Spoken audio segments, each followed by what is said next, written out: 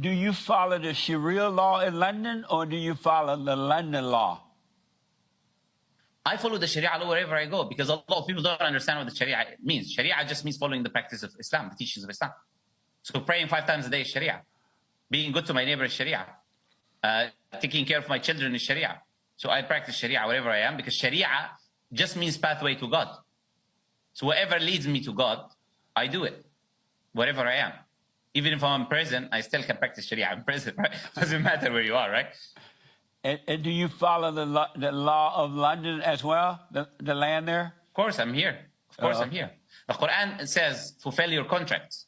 And I've made a contract with this country that I will abide by the laws when I enter with the passport. So I have to fulfill the contract. So guys, did he say anything that was wrong? So see, we have clever Muslims who understand Islam and some Muslims who are saying things that actually is not, that we expose here, that what they're saying is not Islam, like it basically contradicts Islamic teaching, right? So the video that we showed you before this was the woman who actually doesn't seem to be a good representative of Islamic teaching. She doesn't understand Islam, and it's easy for us to respond to that because she says something and then we show a Quranic verse or hadith, and we show that she's wrong. Those are easy. Muslims who do not understand Islam. But then we have this other type. These are people who know Islam inside and out, and they're not doing taqiyya. They're not lying, and everything he says is correct, but it's not the full picture. This guy, like that lady that I showed you before this, that lady says so many things about Islam. She's not as educated as this guy, for example, about Islam. Like we reviewed this guy's video. He's so good. Like I forgot his name. What is his channel? Can somebody remind me? But he's so he's better. His channel should grow more than Ali Dabo and Muhammad Hijab. Like his channel should be bigger because he is so knowledgeable about Islam and nothing he says it contradicts Islamic teaching. He's a perfect representation of Islamic thought, right? But he's also a really good content creator and he knows what to say to who and what to omit. Nothing he said here is incorrect. Yeah, Levantix, thank you so much. That's the channel's name. No, is that it? No, yeah. No, that's Lantern. They both starts with L. So I thought that's our guy here. No, that's Levantix is our follower. No, that's similar to Muslim Lantern, not Muslim Levantix. Levantix is this guy. Muslim Lantern. Yes. Okay. So that's the channel. Muslim Lantern. Thank you, CW, please. I'm getting confused. No, he doesn't lie, guys. He omitted. What did he omit here? This is very important for you guys to understand. So should Muslims follow Islamic law or should Muslims follow the laws of the land that they live in? There is one question that he didn't ask that would have made this video complete.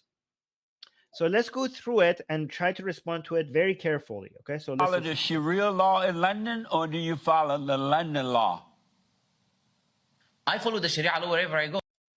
So as a Muslim, you should say that you always follow Sharia law. Sharia law is basically public law, personal law, privately, everything that Islam tells you to do, that's Sharia, not just like the law of the land, but also your personal do's and don'ts in your own house and in your private life. And as a Muslim, yes, you have to. Denying Sharia will take you out of the fold of Islam if you say that I'm not supposed to follow this. So that's the correct answer. You have to always Sharia law. Okay, but then let's continue. Because a lot of people don't understand what the Sharia means. Sharia just means following the practice of Islam, the teachings of Islam. Yeah, the teaching of Islam, whether it's private or public, whether it's law of the the Islamic law of the land, or even like how to wipe my ass, right? So praying 5 times a day is Sharia. So praying. So here's the clever thing he does here that many Muslims do. When you're talking about Sharia, now you will mention the things that you're supposed to do that are not the parts that a lot of people highlight. So the examples he will give of Sharia, which they are Sharia. Being good to my neighbor is Sharia. So praying 5 times a day is Sharia. Being good to your neighbor is Sharia. However, that's only if your neighbor is a Muslim, right? or a Jew or a Christian that is paying the jizya and living and following Islamic law. But that does not include your neighbor if your neighbor is gay, if your neighbor is an apostate, if your neighbor is a witch, they believe in witches, then you should expose them and get the state to kill them, right? So if your neighbor is an apostate, it doesn't include though. Okay, it mostly includes your neighbor being a Muslim, right? Taking care of my children is Sharia. Yeah, taking care of your children is Sharia, but also teaching your children to being martyrs and fighting for the sake of Allah. That also includes taking care of your children. So I practice Sharia wherever I am, because Sharia. Yeah, so the examples that they do not include when they talk about Sharia is killing apostates like me, that's also Sharia. Killing atheists like me, that's also Sharia. Cutting the hands and feet or crucifying people who take a position against Islam, that's also Sharia. Wife beating, as I showed you, that's also Sharia. So everything he says is correct. It is Sharia, but they don't mention these other things that are also Sharia. All right? Just means pathway to God. So whatever leads me to God. Yeah, so killing apostates, beating your wife, these are the pathway to God. These are the things, following Islamic rules leads you to God. I do it wherever I am. Even if I'm in prison, I still can practice Sharia in prison, right? Doesn't matter where you are, right? And do you follow the law? So this is the key part. This last few seconds is very important because there should have been a third question. The first question is, do you follow Sharia? The second question now is, do you follow UK laws?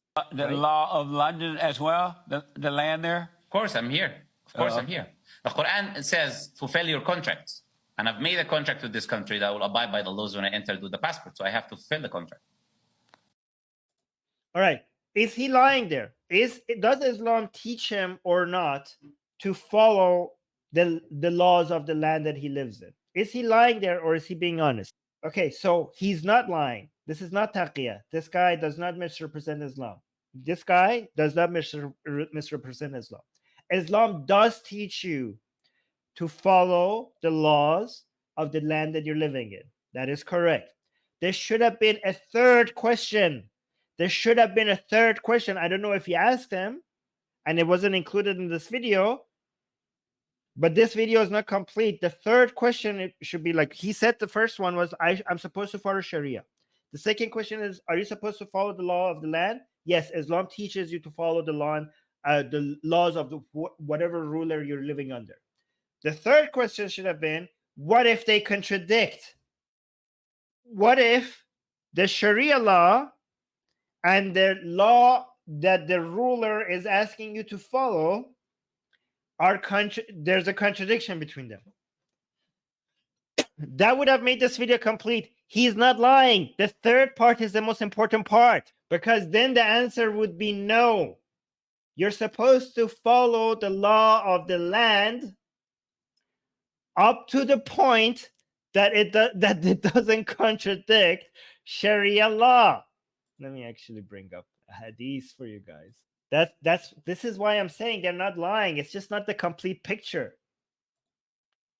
So this is Sahih Bukhari. So guys, every time I have to mention this for people who are new here. If it's Sahih Bukhari, that means that it's inseparable from Islam. This is a fundamental part of Islamic teaching, and it cannot be separated from Islam. And all four Sunni Islamic school of thought agree with this. Okay, so this is the Prophet, meaning Muhammad, sallallahu alaihi wasallam, said, a Muslim has to listen and obey the order of his ruler, whether he likes it or not, as long as his orders involve not one in disobedience to Allah. As long as his orders involve not one in disobedience to Allah. But if an act of disobedience to Allah is imposed, one should not listen to it or obey it. That's the hadith. So guys, this is why this channel will give you the full picture. Okay? So if the other people were like, no, this is Sharia law in land. This is taqiyya. Like he's lying. He's not. I will show you the part that is missing. and I will come with receipts. I will come with sources. I will not just say like, "Ah, oh, Islam bad. I say so. These people are barbaric," and just point and yell. And I will give you the evidence, and I will also give you the tools for you to be able to respond to these claims yourself. And this is a problem.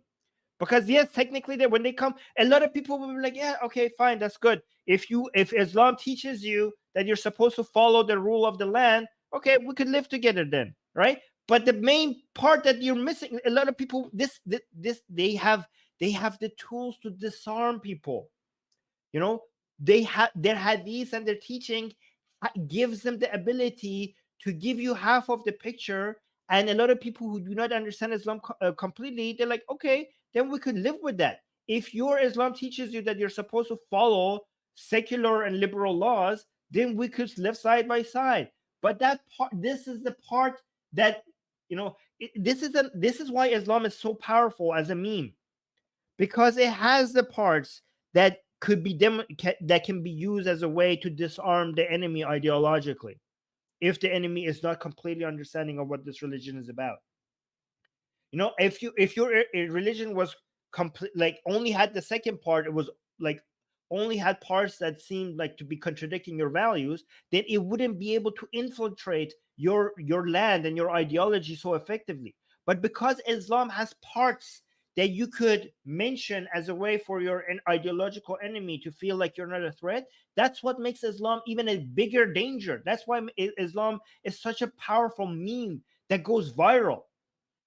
That it has a cover, it has a PR front that sounds so agreeable, and then the poisonous part is like a poison pill with a sugar coating, and when you're taking it, you don't taste the poison because it has a sugar coating.